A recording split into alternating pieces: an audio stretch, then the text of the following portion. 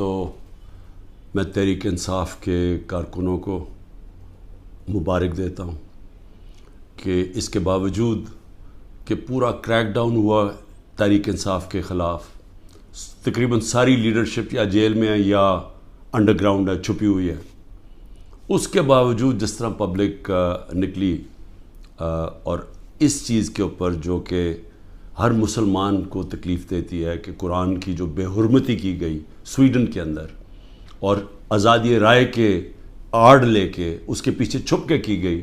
تو مجھے بڑی خوشی ہوئی کہ ایک زندہ قوم کی طرح اور اپنے کارکنوں کو میں خاص طور پہ کہنا چاہتا ہوں کہ زندہ قومیں نکلتی ہیں حق سچ کے لیے اور انصاف کے لیے، اور مجھے بڑی خوشی ہوئی ہے دیکھ کے کہ ہم نے کم از کم پاکستان سے ایک آواز اٹھی پرامن طریقے سے کہ یہ ہمیں اس چیز نے تکلیف دی ہے